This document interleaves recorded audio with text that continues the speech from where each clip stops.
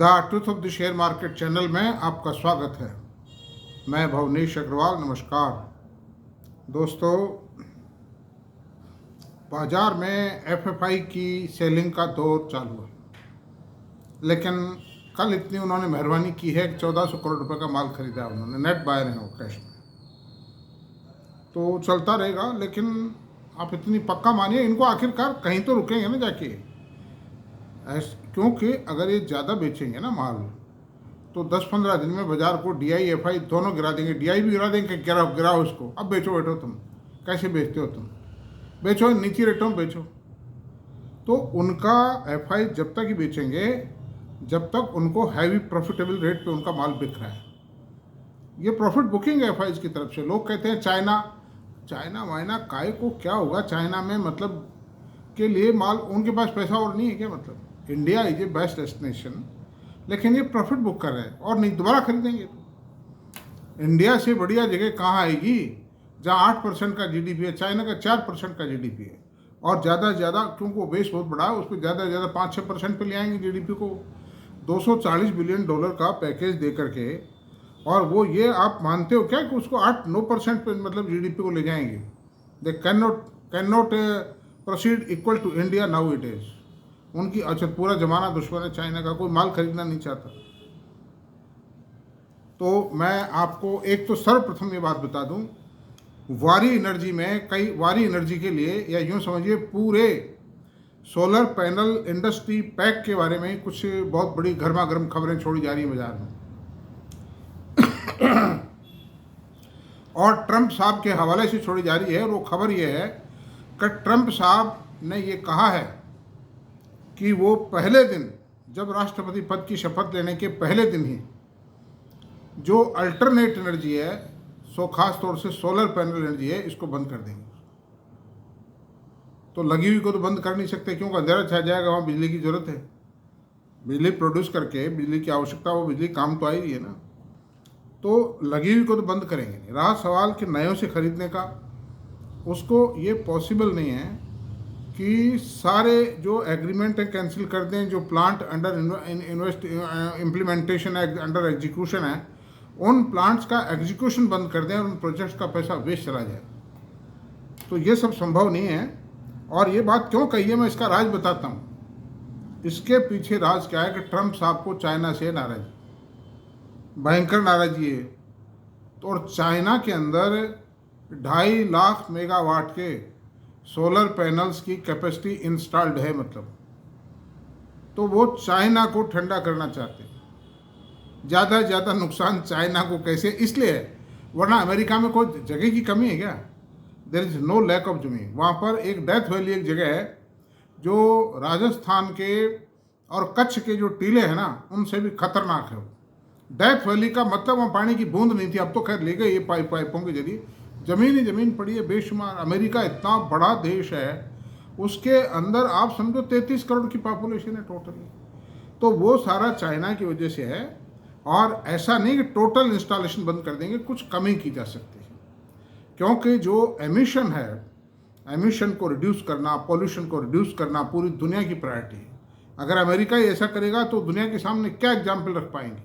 How they will be able to say to the remaining world that reduce the emission, reduce the pollution. जब सन 2045 तक या 75 तक दुनिया को एमिशन फ्री करने का जो टारगेट जो विश्व समुदाय के जो नेता है वो लेके चल रहे, वो कैसे सफल होगा? मतलब तो ऐसा कुछ नहीं है। और दूसरी बात मैं बता दूं, जो इंडिया में जितने भी प्लांट लगे हैं ना ये सोलर पैनल के, ये तो एक एज ए लग्जरी या एज ए स्टेटस एक्सपोर्ट कर रहे हैं, वरना इनका माल तो इंडिया में बिकेगा, बहुत अच्छे दाम में बिकेगा। इंडिया इटसेल्फ की डिमांड इतनी ज़्यादा है कि उस डिमांड की पूर्ति कर पाना प्रेजेंट इंस्टॉल्ड कैपेसिटी के बूते के बाहर है। इससे डबल प्लांट और लग जाए तो भी इंडिया में सोलर पावर, सोलर पैनल्स और सोलर पीवी सेल की जो रिक्वायरमेंट है वो पूरी नहीं हो सकती अभी। अच्छा, चाइना से भी आ रहे हैं इंडिया में, और जहाँ भी देशों से आ सकते हैं आ रहे हैं, मतलब क्यों इम्पोर्ट हो रहे हैं जी फिर अगर तक? तो ऐसा कोई अगर अमेरिका लेना बंद भी कर देगा तो भी इंडिया में बहुत ज़्यादा डिमांड है, इंडिया में खूब बिकेंगे। क्योंकि मोदी जी, अभी अब मोदी जी का नाम लेते कुछ लोगों को एलर्जी हो जाती है, मतलब सबसे बड़ी बात ये। अभी रशिया गए थे, ब्रिक्स सम्मेलन में गए थे, उसमें भी कहा था कि हम ग्रीन एनर्जी को सबसे टॉप प्रायोरिटी दे रहे हैं और हम सन 45 तक हम 25% एमिशन रख देंगे हम हमारे यहाँ। सेवरल बेनिफिट्स हैं। वो कहते हैं साहब बायो मतलब फ्यूल काम में लेंगे अमेरिका के अंदर। बायोफ्यूल है कहाँ, मतलब बायोफ्यूल मीन्स गोबर, बकरी की मींगनी, घरों का कचरा, दिस इज ऑल बायोफ्यूल है। सीवरेज वेस्ट मटेरियल, इसको कैसे कहाँ से लाएंगे ये इतना? इससे लाखों टन लाखों मेगावाट बिजली बन सकती है क्या? मतलब तो ये बातें करना एक अलग चीज़ है। ये सब चाइना के रेफरेंस में कहा गया है और चाइना का जो इम्पोर्ट है उसके ऊपर हो सकता है कि वो थोड़ी ड्यूटी बढ़ा दें और इंडिया का खुला रखें। ऐसा है बहुत मामलों में, फलां देश से आएगा तो ये ड्यूटी है, फलां देश से आएगा तो ये ड्यूटी है। तो मेरा आपसे ये है कि वारी एनर्जी में, इवन प्रीमियर एनर्जी में भी कोई घबराने की, कोई चिंता का विषय बिल्कुल भी नहीं है। और रेटें कुछ नहीं गिरेंगी इनकी। शेयरों की रेट तो थोड़ा बहुत सटोरिए गिरा सकते हैं, ये तो खेल होता रहता है शेयर बाज़ारों में, लेकिन इनके प्रोडक्ट की रेट कतई नहीं गिरेगी, प्रोडक्ट की प्रॉफिटेबिलिटी कतई नहीं गिरेगी। कल शाम को प्रीमियम एनर्जी के रिजल्ट आए, शानदार रिजल्ट हैं, the beautiful result, profit margin have increased. बढ़ी हुई पूंजी पर भी उन्होंने 16 रुपये की 5 रुपये कुछ पैसे की ईपीएस दी है, यानी पिछले क्वार्टर से ज़्यादा ईपीएस दी है। तो you can see the results, this is super required item even at least in India. तो ये बात है, इसलिए कोई घबराने की, अफवाहों से कुछ चिंता की बात नहीं। हाँ, रहा सवाल खरीदारी का, थोड़ा जो है उसको तो होल्ड कीजिए और फर्दर खरीदारी के लिए थोड़ा रुक जाइए। गिरता है, कितना गिरता है उसका आनंद लीजिए, गिरी हुई रेटों में खरीदिए, बहुत टुकड़ों में खरीदो, 2-2 4-4 शेयर करके खरीदो, 5-5 शेयर करके खरीदो, आप अपने बजट के हिसाब से, यानी 10-20 टुकड़ों में खरीदने की प्लान कीजिए अगर और खरीदना चाहते हो तो। ये शर्म मत कीजिए, इसमें हिचक मत कीजिए कि हम 2 शेयर खरीदेंगे, कोई क्या कहेगा, नहीं, कोई दिक्कत नहीं। आपका पैसा है, स्टॉक एक्सचेंज में 1 शेयर का लॉट है, जो मर्जी आए सो करो, कुछ नहीं। किसी ब्रोकर से भी कहो, मैंने एक बार भारत क्या नाम कहेंगे, ये भैल के मैंने एक ब्रोकर से कहा, जब उसका भाव था 2,500 रुपये, तो मगर 5 शेयर खरीदो। कहते हैं, मगर हैं क्या होती है, फ्री में आते हैं क्या 5 शेयर? तेरी तनख्वाह कितनी भाई? 6,000 रुपये तेरी तनख्वाह है, तेरी 2 महीने की तनख्वाह से भी ज़्यादा मैं शेयर खरीद रहा हूँ, बता तू। हाँ, ये मेरी मर्जी है, जितने खरीदूंगा। तू कौन होता है, काजी मुल्ला है तू, बता तू। तो वो चुप हो गए, कह रहे सॉरी करी उसने, साहब सॉरी मतलब है। तो खैर एनी हाउ, तो ये तो बात ये रही। वारी एनर्जी में कोई घबराने की जरूरत नहीं, प्रीमियम एनर्जी में कोई घबराने की जरूरत नहीं है, वो और टाटा पावर में कोई घबराने की जरूरत नहीं। ये अफवाहें, घोड़े दौड़ते रहते हैं, बाजारों में चलता रहता है, शेयर बाजार है। तो अब दूसरी बात पर आते हैं, हम बाजार का विश्लेषण करते हैं वीकेंड पर बाजार का विश्लेषण करना बहुत आवश्यक है। इससे आत्मचिंतन करेंगे, शेयर बाजार के बारे में हम जो निर्णय लेंगे उसके लिए मार्ग प्रशस्त होगा। तो दोस्तों, मैं आपसे बताता हूं कि पहले तो शेयर बाजार का 52 वीक मुकाबले अब कितनी गिरावट है। सेंसेक्स 9, मैं शॉर्ट समय लूँगा इसलिए परसेंटेज डिक्लाइन बोल देता हूँ। 52 वीक्स के लेवल से अभी जो फ्राइडे की कल की क्लोजिंग है 9.26% कम है, यानी 9.26% की गिरावट आई है। निफ्टी में 8.11% की गिरावट आई है। बैंक निफ्टी में 5.34% की गिरावट आई है। निफ्टी आईटी में 3.64% की गिरावट आई है। निफ्टी एफएमसीजी में 12.17% की गिरावट आई है। और निफ्टी ऑटो में 14.05 की गिरावट आई है। मेटल में 9.83% की गिरावट आई है। और मिड कैप शेयर्स में 8.27% की गिरावट आई है। स्मॉल कैप में 6.04% की गिरावट आई है। तो मित्रों, सबसे ज़्यादा जो गिरावट आई है वो निफ्टी ऑटो में आई है और उसके बाद आई है एफएमसीजी। तो निफ्टी ऑटो तो चला भी तूफानी रफ्तार से था। महिंद्रा एंड महिंद्रा 800 रुपये से चल के 3200 रुपये हो गया था। और टाटा मोटर जो था वो 130 रुपये से चल के 800 रुपये हो गया था। 52 में नहीं हुए, 2-2.5 साल 3 साल में हुए हैं ये, तो अभी मैनीफोल्ड हो गए थे। इसलिए और चल चुका था ऑटो, काफ़ी बिक चुका था, सेचुरेट हो गया, कहीं ना कहीं तो रुकेगी ना कोई चीज़, और रुक करके थोड़ी गिरावट भी आएगी, करेक्शन आएगी। आप बॉल को नीचे ठप्पा मारोगे तो ऊपर जाएगी और ऊपर से फिर नीचे आएगी, फिर दूसरी बार उतनी नहीं उछलेगी वो। तो एक इकोनॉमिक्स में प्रिंसिपल है द डिमिनिशिंग यूटिलिटी, ह्रास उपयोगिता नियम। आप पहली रोटी जितनी तमन्ना से खाएंगे उतनी दूसरी से नहीं खाएंगे फुर्ती से, क्योंकि आपकी भूख थोड़ी कम हो जाती है, तीसरी रोटी फिर थोड़ी धीरे खाएंगे, तो ह्रास उपयोगिता घटती चली जाती है। उसी प्रकार से वो रूल यहाँ लागू होता है। आप यानी जो कोई सेक्टर उठना शुरू होता है, पहले 1.5 साल में जितना उठेगा, फिर दूसरे साल के एंड में उतना नहीं उठेगा, तीसरे साल में थोड़ा स्टेबल होगा, उसके कुछ शेयर उठेंगे, कुछ गिरेंगे, और तीसरे साल के अंत में वो जवाब दे देगा, भाई मैं मेरा फर्ज पूरा कर चुका हूँ, मैं नहीं चल सकता, थक गया हूँ। This is the position. तो घबराए नहीं, ऑटो गिराए एक तो ज़्यादा सबसे, और ऑटो शेयरों से फिलहाल दूर रहे। लेकिन कुछ एक्सेप्शंस हैं जो मैं आगे बात करूँगा इसी वीडियो के अंदर। और मेटल से बिल्कुल दूर रहे अगर आपको बर्बादी से बचना है तो।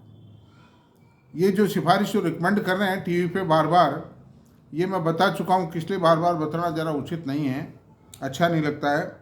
मिड कैप और स्मॉल कैप में गिरावट सबसे ही कम आई है, और एफएमसीजी में गिरावट इसलिए आई है कि एफएमसीजी के शेयर चलते नहीं है, और उसका कारण ये है कि रूरल इकोनॉमी में जान नहीं आ रही। चुनाव भी हो गए हैं, दिवाली भी जा रही है, अब दिवाली से शायद आ जाएगा, थोड़ा टाइम में आएगी जान। और एफएमसीजी के शेयर ऐसे ही चलते हैं, 5 साल 10 साल पड़े रहते हैं, फिर जब चलते हैं तो आगे पीछे का सब हिसाब चुका जाते हैं।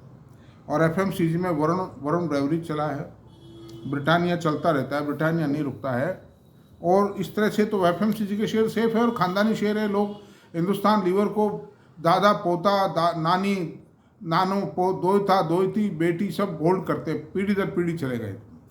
नेस्ले भी इसी तरह चलेगा और ब्रिटानिया भी इसी तरह चलेगा, और अब वरुण बेवरेज भी उसमें शामिल हो गया है। वरुण बेवरेज अभी भी चल रहा है, चलता रहेगा, because it is A company of the international fame and enjoying company. आप कहीं भी खड़े होंगे, आपकी इच्छा करेगी या तो एक कप चाय पी लिया जाए, और थोड़ा गर्मी सी है तो यार एक कोल्ड ड्रिंक ही पी लो यार थम्सअप लाना, यार पेप्सी लाना, यार मतलब पीते हो, एंजॉय करेगा, कहीं भी खड़ा हो, शादी में ब्याह में सब काम आता रहता है, वो खास बात नहीं। और रहा सवाल सबसे कम जो गिरावट आई है वो आईटी सेक्टर के शेयरों में आई है। आज सुबह 89 पर मैं एक फंड मैनेजर थे, नाम तो मैं नहीं लूँगा, उनका वक्तव्य सुन रहा था। मैं चाय पीते समय खोल लेता हूँ TV, I enjoy the scene. तो वो ये कह रहे थे कि हम तो आईटी के बजाय भी डोमेस्टिक इकोनॉमी के शेयरों को ज़्यादा प्रायोरिटी दे रहे हैं, और नेक्स्ट 5 ईयर्स में। अरे वो तो दे रहे हो आप, सही है, लेकिन अभी जो रोटी जो मिठाई बन रही है, अभी कढ़ाई के अंदर मिठाई सिकने के लिए डाली जा चुकी, तली जाने के लिए डाली जा चुकी है, उसका तो आनंद लो है। अगले 2-3 साल का तो राजा आईटी है। तो खैर अब जो भी है, जिसकी निर्णय करे, हमारा काम तो विश्लेषण करना है। और अब ओवरऑल जो रिजल्ट्स आए हैं उनका क्यूमुलेटिव रिजल्ट बता देते हैं। जितनी कंपनियों की, चाहे स्मॉल कैप में हो, चाहे लार्ज कैप में हो, चाहे मिड कैप में हो, और चाहे निफ्टी की कंपनियां, उन सब का एक कंबाइंड क्यूमुलेटिव रिजल्ट बता देते हैं। रेवेन्यू 7.8% बढ़ा है, ग्रॉस प्रॉफिट 3.34% बढ़ा है, और नेट प्रॉफिट 5.63% बढ़ा है। जो पहले माइनस में पोजीशन थी उसमें सुधार आया भाई। बाद में जिन कंपनियों के रिजल्ट आए हैं ना, दे हैव परफॉर्म बेटर। जैसे स्टेट बैंक ऑफ इंडिया का ही कल रिजल्ट आया, प्रॉफिट तो आया ही, दिखाया ही, ऐसी क्या बात है, जुड़ा ही हो प्रॉफिट तो 17,000-18,000 करोड़ का प्रॉफिट जुड़ गया है। और फिर जैसे मझगांव का रिजल्ट आया, अभी हिंदुस्तान ये जो एरोनॉटिक्स का रिजल्ट आएगा, तो इस तरह जुड़ा है। और अब देखिए इसमें स्मॉल कैप में सबसे ज़्यादा खराब रिजल्ट की पोजीशन, शेयर कम गिरे हैं, स्मॉल कैप इंडेक्स सबसे कम गिरा है, लेकिन रिजल्ट सबसे खराब। और अगर स्मॉल कैप नहीं होता तो ये जो नेट प्रॉफिट 5.63% बढ़ा हुआ है ना, in total of the entire stock market, ये शायद 6-6.25 हो जाता। तो खैर अभी इसमें नेट प्रॉफिट ये स्मॉल कैप का 7.93% माइनस है, मतलब तो माइनस होना बहुत बड़ी बात है। इसका मतलब ये गिरावट कम से कम 20% की आई है, क्योंकि पिछला जो सितंबर था पिछले साल का, ये सितंबर, इसके बीच में 3 क्वार्टर और थे, उन 3 क्वार्टर्स में ग्रोथ आई है, तो वो ग्रोथ भी खप गई, उसके बावजूद भी 7.93% माइनस। तो ये बड़े दुख की बात है, इसमें सावधानी की आवश्यकता है। मैं ये नहीं कहता कि सारे स्मॉल कैप खराब है, सारे मिड कैप खराब है। जिन शेयर्स ने, यानी कि आप देखिए कि लंका में भी विभक्षण थे, ऐसी क्या बात है, सारे राक्षस थोड़ी थे, तो सारे मिड कैप खराब नहीं। आप मिड कैप में जिन शेयरों ने अच्छी परफॉर्मेंस दी, उनमें खरीदिए, उनको होल्ड कीजिए, कोई प्रॉब्लम नहीं। लेकिन जिनमें खराब रिजल्ट आए उन शेयरों के अंदर आप प्लीज़, अगर लॉस नहीं है या छोटा मोटा ही लॉस है तो थोड़ा बहुत पैसा निकाल लीजिए ताकि आपको एक मंदी का फ़ायदा ले सके। You can be able to avail the benefit of mandi. तो ये बात रही। अब हम चलते हैं, कल एक बादशाह शेयर के रिजल्ट आए और बादशाह शेयर क्या कहता है? बादशाह शेयर ये कहता है कि मुझको खरीद लो, वो ये कह रहा है। मैं आपको, सौभाग्य है आपका कि मैं आपको अवसर दे रहा हूँ। और अवसर कौन सा शेयर है आपको बताएंगे। वो हिंदुस्तान की प्राइवेट सेक्टर के अंदर सेकंड लार्जेस्ट कंपनी, रिलायंस से नेक्स्ट कंपनी वही है। अब आप सकते में पढ़ गए होंगे कि टाटा कंसल्टेंसी सर्विसेज है या इन्फोसिस है या L&T है। वो कौन सी कंपनी है? वो मैं कहूँगा वो टाटा मोटर है। वो टाटा मोटर है जिसने कल रिजल्ट दिए हैं।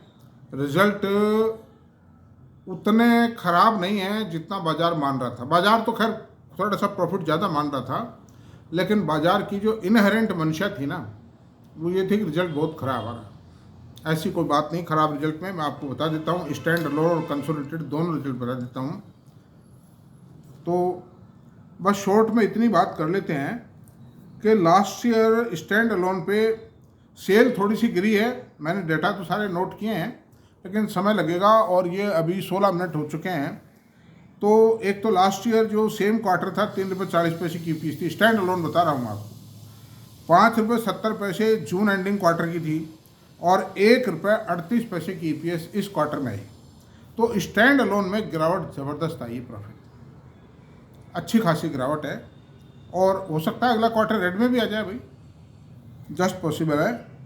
736 करोड़ की इक्विटी है इसकी शेयर की आज, और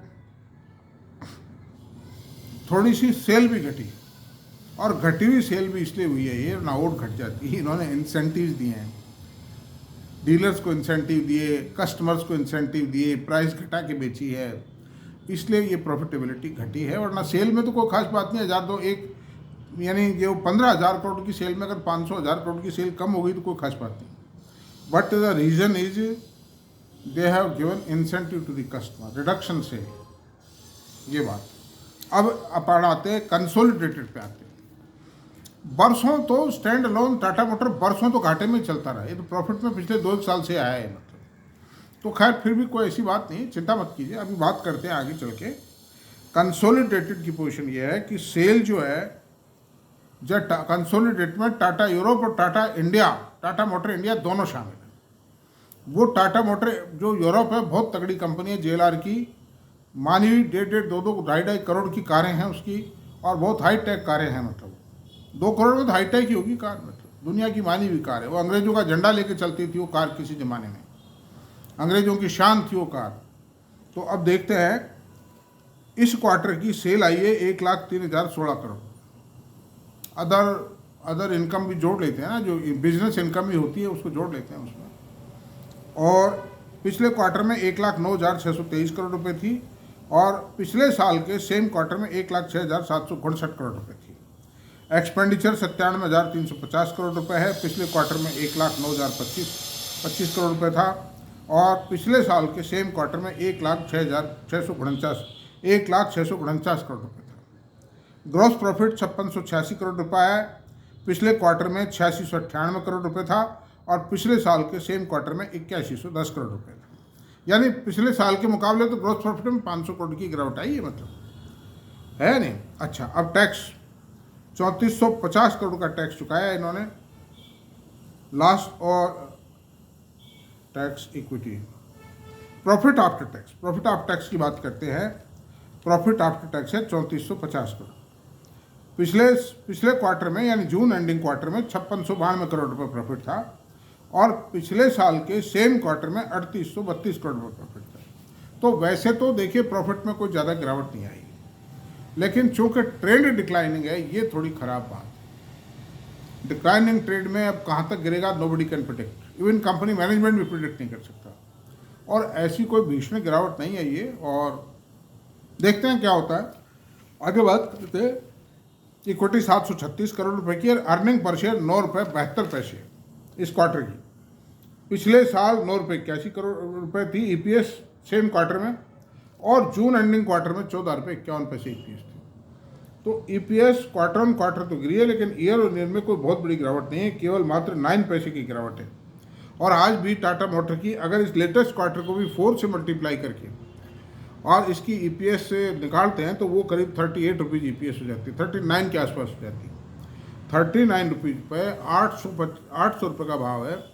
20-21 का पी रेशो हुआ टाटा मोटर जैसी कंपनी का, जो इतनी हाईटेक कारें बेचती है, जो इलेक्ट्रिक व्हीकल्स में है, जो कंपनी कारों में इंडिया की लार्जेस्ट कंपनी है इलेक्ट्रिक कार बेचने वाली, तो उसका कोई पी रेशो ज़्यादा नहीं है। ये मतलब this is not on the higher side, लेकिन थोड़ा डिक्लाइनिंग ट्रेंड का खतरा है। लेकिन अब मैं दूसरी बात करूँगा, टाटा मोटर जैसी कंपनी, ये ठीक है कि 120-30 रुपये 70 रुपये चला गया था कोरोना काल में, फिर 130 रुपये पे भी पड़ा रहा। 100 से 130 के बीच में राकेश झुंझुनवाला साहब ने बहुत बड़ा पैसा लगाया, 700 करोड़ रुपये लगाए थे उन्होंने, इसमें करोड़ों शेयर खरीदे थे, मैंने भी खरीदे थे। तो मैं तो 150, 200, 250 रुपये के प्रॉफिट, 100, 150 रुपये का प्रॉफिट लेके बेचता रहा, खरीदता रहा। मैंने भी कमा लिए मेरे हिसाब से पैसे, जो भी मेरी किस्मत में थे। और अभी भी मेरे पास टाटा मोटर के शेयर हैं, और बेचने वाला मैं एक भी शेयर हूँ। अब बेचूंगा नहीं, क्योंकि अब बेचने की स्टेज नहीं है। हमने ये आशा नहीं की थी टाटा मोटर इतना टूट जाएगा, और कोई अफसोस नहीं है, कोई दुख नहीं है, होता रहता है शेयर बाजार में ये सब। तो मेरी आप लोगों से भी राय ये है कि आप कहेंगे टाटा मोटर की बात ही क्यों करी साहब आपने, ये क्या बात हुई, रिजल्ट तुम कागज वहीं देख लेते। मैं इस बात में कहूँगा, ऐसी कंपनियों को, जो सेकंड लार्जेस्ट कंपनी है, ऑटोमोबाइल की सबसे लार्जेस्ट कंपनी ऑफ इंडिया है और दुनिया की मानी हुई कार कंपनी है, इलेक्ट्रिक व्हीकल्स में जा रही है। चेन्नई में एक प्लांट और लगा रहे हैं, कंपनी का डीमर्जर कर रहे हैं, एक पैसेंजर व्हीकल्स की अलग कंपनी बना रहे हैं, कमर्शियल व्हीकल्स की अलग कंपनी बना रहे हैं। Under these circumstances company has got a bright future. और JLR के अंदर भी इलेक्ट्रिक कारें लॉन्च करने की पूरी तैयारी चल रही है। मतलब जो 2-3 प्रोडक्शन लाइन से तैयार कर रहे हैं वहाँ पे, अंडर दीज सर्कमस्टेंसेज में दोस्तों ये कोई ख़राब चीज़ नहीं। 800 रुपये में 20 के पी रेशो पे, अरे भाई ज़्यादा से ज़्यादा ये ईपीएस जो 9 रुपये 72 पैसे आई, ये 2 रुपये रह जाएगी, इससे ज़्यादा क्या ख़राब हो सकता है, एटफा रह जाएगी। आ नहीं सकती है। कारण क्या, ऑटोमोबाइल में जब साइकिल घूमती है ना, तो ज़्यादा से ज़्यादा साल भर की मंदी आती है। तो 6 महीने तो आ चुकी है, जून क्वार्टर मंदी में, सितंबर क्वार्टर का, दिसंबर क्वार्टर ज़्यादा से ज़्यादा मंदा जाएगा। जनवरी से इसमें स्लाइट जो सेल में रिकवरी चालू, जनवरी में नहीं होगी, फरवरी से हो जाएगी, क्योंकि मलमास रहता है जनवरी में। फरवरी से सेल चालू हो जाएगी, शादियाँ भी शुरू हो जाती हैं, उसमें बाल बिकेगा इनका, है नहीं। और इंग्लैंड में JLR पर तो कोई मलमास वगैरह कोई लागू होता ही नहीं, क्योंकि अंग्रेज इन चीज़ों को नहीं मानते हैं, फॉरेनर्स भी नहीं मानते हैं, चाहे कोई भी देश हो। तो अंडर दिस सर्कमस्टेंसेस से मेरी एक ही राय है, it is a better opportunity to buy this share, to accumulate this share. लेकिन इतना सा ध्यान रखें, एक आपका बजट मान लो 10 लाख रुपये लगाना चाहते हो आप इसमें, तो ऐसा नहीं 5 लाख का माल पहले राउंड में खरीद जाओ कि यार भवनेश जी ने कहा खरीद लो, ऐसा ना करें। आप इसको वॉच लिस्ट में डालिए, इसके शेयर पे डेली नज़र रखिए, मोमेंटम रखिए, और 25-25 मान लो 10 लाख का शेयर खरीदना है, 20-20 हज़ार 10-20 हज़ार की खरीदारी करो, उसमें शर्म मत करना बिल्कुल भी। 10,000 की कभी कर ली, 20,000 की कर ली, और 2-2 4-4 दिन का गैप देके कीजिए खरीदारी, स्लोली, ताकि एवरेजिंग हो जाएगी उसमें। देखो शेयर का भाव क्या होगा आज के 2 महीने बाद, कोई भी दुनिया में प्रेडिक्ट नहीं कर सकता, और ये मंदी कहाँ तक जाएगी ऑटोमोबाइल की, ये भी कोई आदमी प्रेडिक्ट नहीं कर सकता। अंडर दिस सर्कमस्टेंसेज में share is nice and accumulate the share slowly. छोटी इक्विटी, 766 करोड़ की इक्विटी 4 लाख की सेल के लिए कुछ भी नहीं होती। 550 करोड़ रुपए की इक्विटी तो वो सोना BLW कंपनी है ना, जो ऑटो पार्ट्स बनाती है, इलेक्ट्रिक व्हीकल्स के पार्ट्स बनाती है कुछ एक, और उसको टेस्ला को सप्लाई करती है, कहते हैं उसकी है 550 करोड़। तो उसके मुकाबले तो बहुत चीप शेयर है, वो तो खाली पार्ट्स बनाता है, ये कार बनाता है पूरी, और कारें भी ऐसी कारें 2-2 करोड़ की कारें, 2.5 करोड़ की कारें। तो it will be A pride for the nation, it will be beauty of the portfolio if you accumulate this share. मैं इसलिए नहीं कर रहा हूँ, मेरे पास है, आपके 10-20 लाख शेयर खरीदने से भी इस शेयर की कोई कीमत बढ़ने वाली नहीं है। बढ़ेगी जब इसमें वर्थ आएगी, जब ऑपरेटर इसमें ऑपरेट करेगा। इसलिए जैसा आप चाहे करें, मेरे हिसाब से मैंने जो बात बता दी थी ऑनेस्टली बता दी है। ईमानदारी मेरा धर्म है, आपकी मदद करना मेरा धर्म है। Thank you. अगर मेरा वीडियो पसंद आया तो प्लीज़ इसको सब्सक्राइब करें, लाइक करें, शेयर करें, कमेंट करें। Thank you very much.